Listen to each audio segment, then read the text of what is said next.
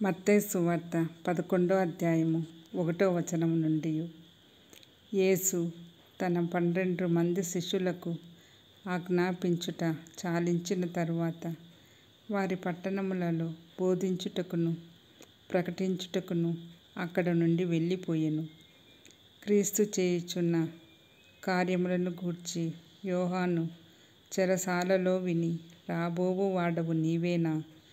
మేము మరి ఒకని కొరకు కనిపెట్టవలెనా అని ఆయనను అడుగుటకు తన శిష్యుల నంపెను. యేసు వారిని చూచి, మీరు వెళ్ళి విన్న వాటిని కన్న వాటిని యోహానుకు తెలుపుడి. గ్రుడ్డివారు చూపు పొందుచున్నారు, కుంటివారు నడుచుచున్నారు, కుష్ఠరోగులు శుద్ధులగుచున్నారు, చెవిటివారు వినుచున్నారు, చనిపోయిన వారు లేపబడుచున్నారు, బీదలకు సువార్త ప్రకటింపబడుచున్నది. మరియు నా విషయమై అభ్యంతరపడని వాడు ధన్యుడని ఉత్తరమిచ్చెను. వారు వెళ్ళిపోవుచుండగా యేసు యోహానును గూర్చి జనసమూహములతో ఇలాగు చెప్పసాగెను. మీరేమి చూచుటకు అరణ్యములోనికి వెళ్ళితిరి? గాలికి కదులుచున్న రెల్లునా? మరి ఏమి చూడ వెళ్ళితిరి? సన్నపు బట్టలు ధరించుకొన్న మనుషునా?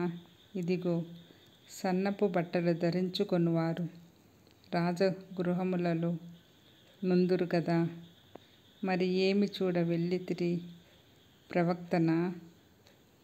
అవును గాని ప్రవక్త కంటే గొప్పవానినని మీతో చెప్పుచున్నాను. ఇదిగో, నేను నా దూతను నీకు ముందుగా పంపుచున్నాను. అతడు నీ ముందర నీ మార్గమును సిద్ధపరచును అని ఎవని గూర్చి వ్రాయబడెనో అతడే ఈ యోహాను. స్త్రీలు కనిన వారిలో బాప్తిసమిచ్చు యోహాను కంటే గొప్పవాడు పుట్టలేదని నిశ్చయముగా మీతో చెప్పుచున్నాను. అయినను పరలోక రాజ్యములో అల్పుడైన వాడు అతని కంటే గొప్పవాడు.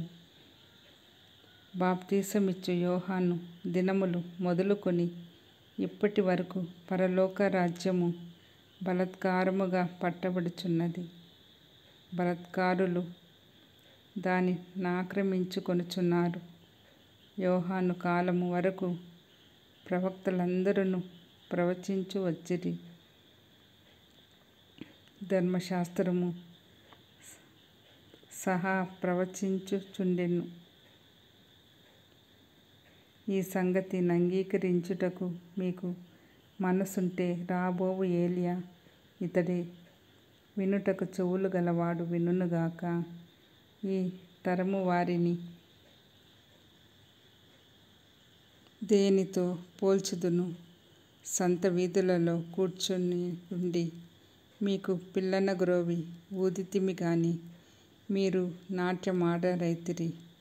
ప్రలాపించితిమి గాని మీరు రొమ్ము కొట్టుకొన రైతిరని తమ చెలికాండ్రితో చెప్పి పిలుపులాటలాడుకొను పిల్లకాయలను పోలియున్నారు. యోహాను తినకయు త్రాగకయు వచ్చెను గనుక వీడు దయ్యము పట్టిన వాడని వారనుచున్నారు.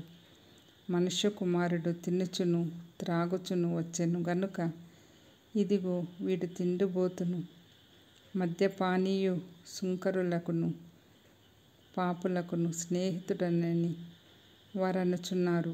అయినను జ్ఞానము జ్ఞానమని దాని క్రియలను బట్టి తీర్పు పొందుననెను. పిమ్మట ఏ ఏ పట్టణములలో ఆయన విస్తారమైన అద్భుతములు చేసెనో ఆ పట్టణముల వారు మారుమనస్సు పొందకపోవుట వలన ఆయన వారి నిట్లు గద్దింపసాగెను. అయ్యో కొరాజీనా! అయ్యో బెత్సాయిదా! మీ మధ్యను చేయబడిన అద్భుతములు తూరు సీదోను పట్టణములలో చేయబడిన ఎడల ఆ పట్టణముల వారు పూర్వమే గోనె పట్ట కట్టుకుని బూడిద వేసుకుని మారుమనస్సు పొంది ఉందురు. విమర్శ దినమందు మీ గతి కంటే తూరు సీదోను పట్టణముల వారి గతి ఓర్వతగినదై ఉండునని మీతో చెప్పుచున్నాను. కపెర్నహూమా, ఆకాశము మట్టునకు హెచ్చింపబడెదవా? నీవు పాతాళము వరకు దిగిపోయెదవు. నీలో చేయబడిన అద్భుతములు సొదొమలో చేయబడిన ఎడల అది నేటి వరకు నిలిచి ఉండును. విమర్శ దినమందు నీ గతి కంటే సొదొమ దేశపు వారి గతి ఓర్వతగినదై ఉండునని మీతో చెప్పుచున్నానెను. ఆ సమయమున యేసు చెప్పినదేమనగా, తండ్రి, ఆకాశమునకును భూమికిని ప్రభువా, నీవు జ్ఞానులకును వివేకులకును ఈ సంగతులను మరుగచేసి పసిబాలురకు బయలుపరచినవని నిన్ను స్తుతించుచున్నాను. అవును తండ్రి, ఇలాగు చేయుట నీ దృష్టికి అనుకూలమాయెను. సమస్తమును నా తండ్రి చేత నాకప్పగింపబడి ఉన్నది. తండ్రిగాక ఎవడనూ కుమారుని ఎరుగడు, కుమారుడు గాకను